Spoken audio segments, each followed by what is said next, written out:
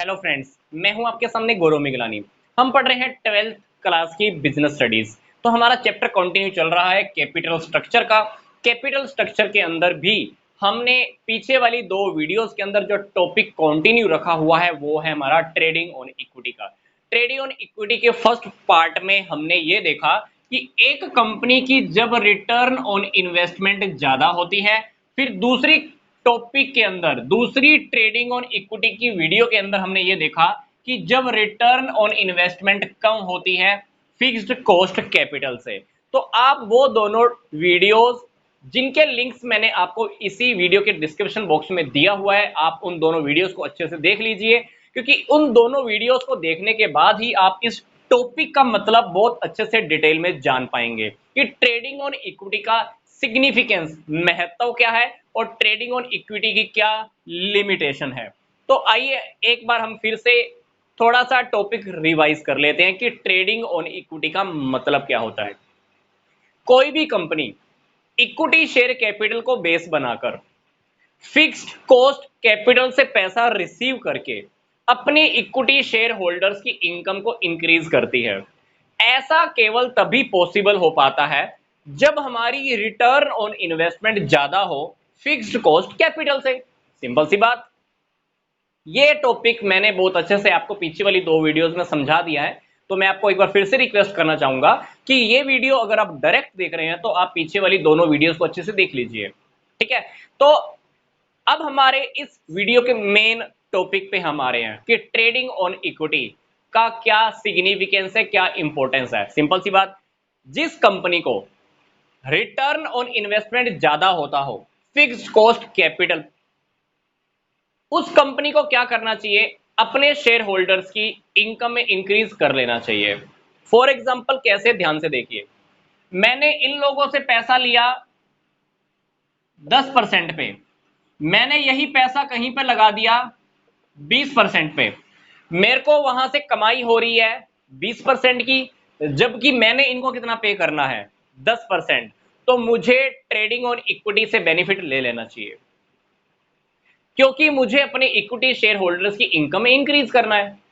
For example मैं आपका example लेता हूं, आपने कहीं से 10% में पैसा उधार लिया, वही पैसा आपने अपने किसी और फ्रेंड को दे दिया 20% पे, तभी तो आप 10% की इनकम को क्रिएट कर पाओगे, तभी तो उस बेनिफिट के अंदर आप काम कर पाओगे।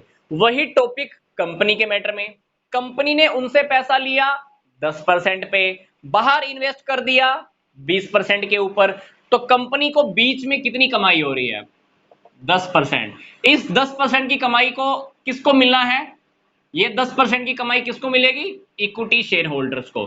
तो इक्विटी शेयर होल्डर्स की इनकम में इंक्रीज करने के लिए कंपनी फिक्स्ड कॉस्ट कैपिटल का यूज करती है, बाहर इन्वेस्ट करती है ज्यादा के ऊपर, वहां से जो बीच का जो इनकम क्रिएट होता है, प्रॉफिट कमाता है कंपनी, वो प्रॉफिट किसको मिल जाता है, इक्विटी शेयर होल्डर्स को। तो इस टॉपिक का, ट्रेडिंग ऑन इक्विटी का क्या सिग्निफिकेंस है, क्या महत्व है, ये महत्व केवल तभी है, ट्रेडिंग ऑन इक्विटी की इंपॉर्टेंस केवल तभी है जब हमारी रिटर्न ऑन इन्वेस्टमेंट ज्यादा हो, किससे, फिक्स्ड कॉस्ट कैपिटल से। ठीक है, अब दूसरी बात, ट्रेडिंग ऑन इक्विटी की लिमिटेशन क्या है। ट्रेडिंग ऑन इक्विटी आप कौन कौन सी सिचुएशन में यूज कर सकते हो। एक कंपनी ट्रेडिंग ऑन इक्विटी पे कब कब खेल सकती है। पहली बात, जब कंपनी के पास रेगुलर इनकम हो, क्योंकि रेगुलर इनकम होगी तभी तो आप प्रेफरेंस शेयर होल्डर्स को प्लस डिबेंचर्स होल्डर को आप रेगुलर इंटरेस्ट और डिविडेंड की पेमेंट कर पाओगे। प्रेफरेंस शेयर होल्डर्स, इनको हमें क्या पे करना होता है, फिक्स्ड रेट से डिविडेंड, और डिबेंचर होल्डर्स को हमने क्या पे करना होता है, फिक्स्ड रेट से इंटरेस्ट।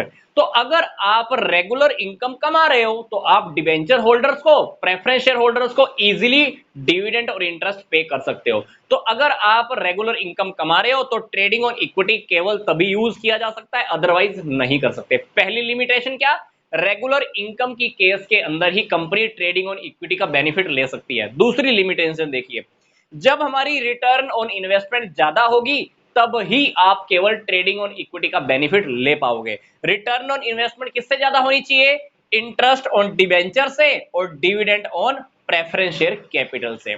आप केवल तभी ट्रेडिंग ऑन इक्विटी का बेनिफिट ले पाते हो, अदरवाइज नहीं। ये वाली बात मैंने आपको पीछे वाली दोनों वीडियोस में बिल्कुल क्लियर कर दी है, अच्छे से आप देख सकते हैं। तीसरा टॉपिक, हम ट्रेडिंग ऑन इक्विटी का बेनिफिट केवल तभी ले सकते हैं जब कंपनी के पास इतनी फिक्स्ड एसेट्स तो हो कि हम डिबेंचर होल्डर्स से पैसा लें और उनको अपनी प्रॉपर्टीज आसानी से गिरवी रख सकें। क्योंकि डिबेंचर्स होल्डर हमको पैसा केवल तभी देते हैं जब हमारे पास इतनी प्रॉपर्टीज हो कि हम उनको गिरवी रख पाए। क्योंकि बैंक से जब हम लोन लेते हैं तो बैंक हमसे कुछ ना कुछ गिरवी रखवाता है। इसी तरह से जब हम डिबेंचर होल्डर्स से डिबेंचर्स के थ्रू पैसा लेते हैं तो हमारे पास कुछ ऐसी प्रतिभूतियां, ऐसी प्रॉपर्टीज होनी चाहिए कि हम उनके पास गिरवी रख सकें। तो ये 3 लिमिटेशंस हैं। अगर आप इन 3 लिमिटेशंस को कवर कर सकते हो तो आप ट्रेडिंग ऑन इक्विटी के ऊपर काम कर सकते हो। अदरवाइज एक कंपनी को ट्रेडिंग ऑन इक्विटी का विचार अपने मन से निकाल देना चाहिए। तो आई होप ये ट्रेडिंग ऑन इक्विटी का ये टॉपिक आपको बहुत अच्छे से समझ में आया होगा। इस टॉपिक को हम हिंदी में समता पर व्यापार भी बोलते हैं। समता का मतलब होता है कोऑर्डिनेशन। समता का मतलब ये नहीं है कि सिर्फ इक्विटी का यहाँ टॉपिक नहीं है ये। समता का मतलब कोऑर्डिनेशन, हमको ऐसा बना के रखना है कि हमारे इक्विटी शेयर होल्डर्स की इनकम में इंक्रीज हो जाए, हमारी रिटर्न ऑन इन्वेस्टमेंट ज्यादा होनी चाहिए, फिक्स कॉस्ट कैपिटल हमारी, उसकी कॉस्ट हमारी कम होनी चाहिए। तो मिलते हैं जल्दी से नेक्स्ट वीडियो में। इसी चैप्टर का हमने लास्ट टॉपिक अभी नेक्स्ट वीडियो में ही डिस्कस करना है।